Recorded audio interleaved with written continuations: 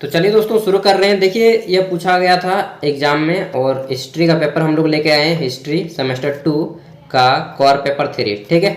इसमें आपको प्राचीन भारत का इतिहास यानी कि एंशियंट हिस्ट्री पूछा जाता है, भारत का प्राचीन भारत का इतिहास। आइए देखते हैं। तो 2022 में एग्जाम हुआ है और समय है नवंबर महीना। समय आपको 3 घंटे दिए गए थे, फुल मार्क्स 80 था। अब किस तरह के क्वेश्चन आए थे आइए देख लेते हैं एक बार। तो ग्रुप ए जो कि कंपलसरी सेक्शन था 16 मार्क्स का, ठीक है। कंपलसरी सेक्शन था और 16 मार्क्स का था। इसमें 8 ऑब्जेक्टिव क्वेश्चन थे और 8 मार्क्स था लिखने के लिए। सबसे पहले देखते हैं ऑब्जेक्टिव को कि किस तरह के क्वेश्चन आए गए थे। तो पहला क्वेश्चन था कि मनुस्मृति की रचना किस काल में हुई थी, ठीक है। दोस्तों मनुस्मृति की जो रचना हुई थी ईस्वी से पूर्व हुई थी, यानी कि मौर्य काल में भी नहीं हुआ है। गुप्त काल, शुंग काल, कुषाण काल। तो इसका राइट आंसर क्या हो जाएगा? मनुस्मृति की रचना बहुत पहले हुई थी, तो इसका राइट आंसर हो जाएगा इनमें से कोई नहीं, नन ऑफ दीज, ठीक है। आगे बढ़ते हैं क्वेश्चन नंबर 2 की ओर। तो इसमें पूछा गया है कनिष्क की राजधानी कहाँ थी। कनिष्क की जो राजधानी थी वह कहाँ थी? तो दोस्तों कुषाण वंश के प्रसिद्ध राजा कनिष्क या सबसे महान राजा, इन्होंने अपनी राजधानी पेशावर में बनाई थी। पेशावर अभी कहाँ है? तो यह पाकिस्तान के हिस्से में चला गया। आज़ादी के बाद यह पाकिस्तान के हिस्से में हो गया, ठीक है। आगे दोस्तों बढ़ते हैं। तो क्वेश्चन है कि संगम साहित्य में बेलालर कहा गया था, किसे कहा गया था? तो संगम साहित्य तमिल साहित्य का, यानी कि तमिल भाषा में जितने भी ये लिटरेचर लिखे गए हैं उन सभी को संगम साहित्य कहा गया था, ठीक है। और इसमें बेलालार व्यापारियों को, कृषकों को या सैनिकों को कहा गया है या फिर सामंतों को। तो इसका आंसर मुझे नहीं मालूम है यार, मैं कहाँ से बताऊँ। चलिए जिसका आंसर मुझे नहीं मालूम है उसको मैं गलत नहीं बताऊंगा। क्वेश्चन नंबर 4 देखते हैं। इसमें पूछा गया है कि फाहियान किसके काल में भारत आया, ठीक है। During whose reign. एक मिनट यार, बंद कर गया था दरवाजा। तो चलिए, हाँ, क्वेश्चन क्या था कि फाहियान किसके शासनकाल में भारत आया था। During whose reign did Fahien come to India. तो दोस्तों फाहियान चंद्रगुप्त विक्रमादित्य के शासनकाल में आया था भारत। इसे चंद्रगुप्त द्वितीय के नाम से भी हम लोग जानते हैं। तो इसका राइट आंसर हो जाएगा ऑप्शन सी। आगे बढ़ते हैं क्वेश्चन। इसमें पूछा गया है कि गुप्त साम्राज्य का पतन कब हुआ।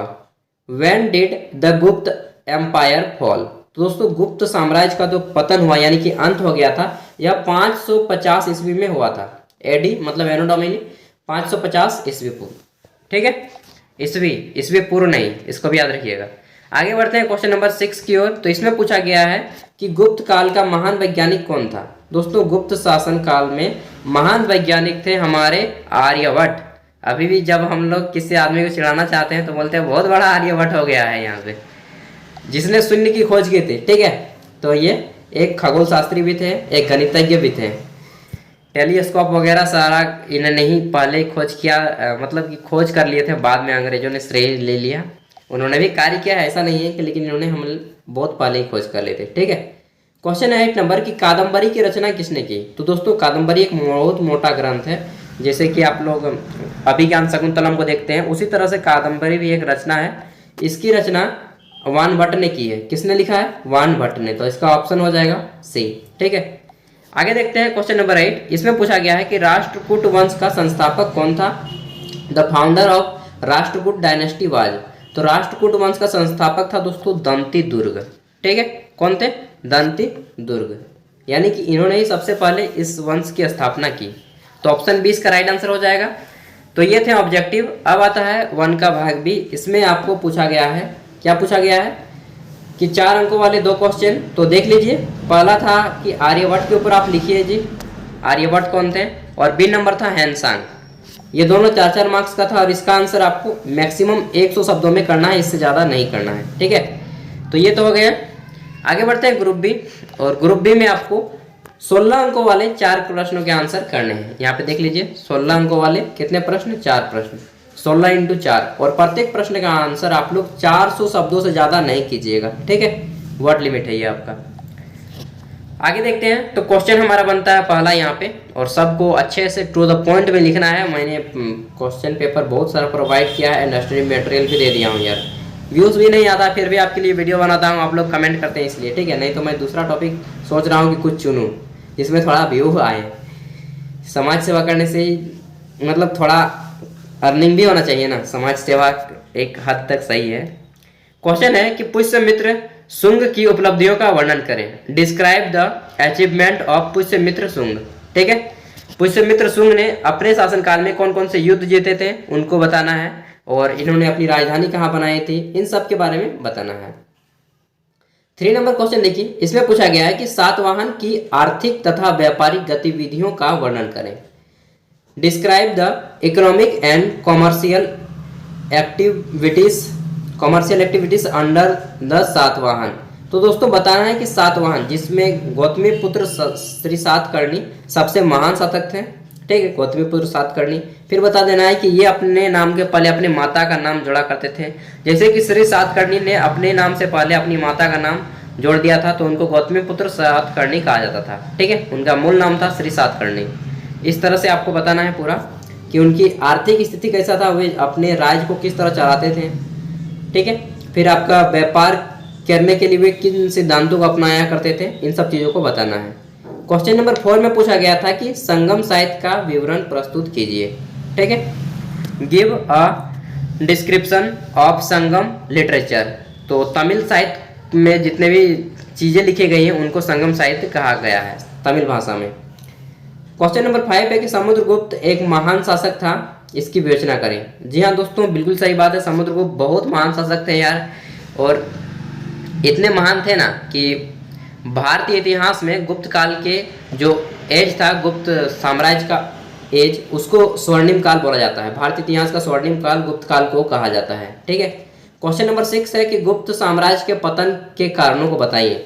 ये बताना है कि गुप्त साम्राज्य आखिर फॉल हुआ, पतन हुआ, समाप्त हो गया तो क्यों हुआ, उन सब कारणों को बताना है। ठीक है, describe the case of the downfall of the गुप्त एम्पायर। आगे देखते हैं क्वेश्चन नंबर 7। इसमें पूछा गया था कि गुप्त कालीन कला पर संक्षिप्त टिप्पणी लिखें। Right a short commentary on गुप्त आर्ट। यानी कि गुप्त साम्राज्य के जितने भी राजा हुए उन्होंने कौन कौन से मंदिर बनाए, कौन कौन से आर्किटेक्चर बनाए, कहाँ पे घर बनाए, कहाँ पे मंदिर बनाए, कहाँ पे क्या बनाए, उन सब के बारे में बताना है। ठीक है, आगे देखते हैं। तो क्वेश्चन है कि हर्षवर्धन की उपलब्धियों का वर्णन करें। आपको बताना है कि हर्षवर्धन ने कौन कौन से युद्ध जीते, कहाँ पे अपनी राजधानी बनाई। ठीक है, सब यही सब है यार हिस्ट्री में, और क्या पढ़िएगा। ठीक है, आगे देखते हैं क्वेश्चन नंबर 9। अगर आप छूते हैं तो क्वेश्चन नंबर 9 में आपको 8 अंकों वाले 2 प्रश्नों के आंसर करने होंगे। पहला है कि सांची के स्तूप पर छोटा सा नोट लिखना है। सांची का स्तूप दोस्तों बता दीजिए कि मध्य प्रदेश के रायसेन जिले में है, इतना बड़ा एरिया है, और उसके नीचे में बुद्ध की प्रतिमाएं, हड्डी वगैरह या बुद्ध किसी की होती है। ठीक है, आप लोग तो भली भांति जानते हैं अच्छे से, मेरे से अच्छे आप लोग एक्सप्लेन कर पाएंगे I think.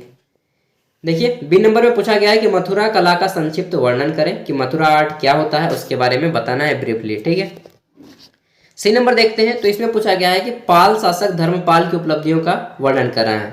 Achievement of Dharmapal the Pala ruler. ठीक है, और 4 नंबर क्वेश्चन में देख लेते हैं। तो इसमें पूछा गया है कि सिंध पर अरब आक्रमण के कारणों का वर्णन करना है। Describe the causes of Arab invasion on Sindh.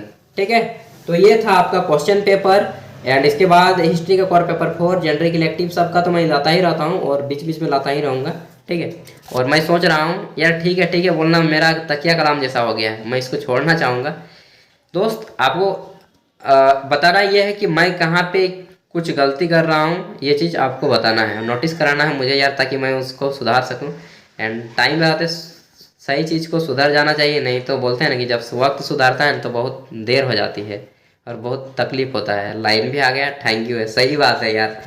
All the best, अच्छे से एग्जाम देते रहें, पढ़ाई करते रहें। ठीक है, और काम धाम करें, बेरोजगार की तरह मत घूमिए। अगर आप आर्ट्स ले ही लिए हैं तो काम धाम कीजिए, या फिर पढ़ाई कर रहे हैं तो पढ़ाई को भी अच्छे से कीजिए।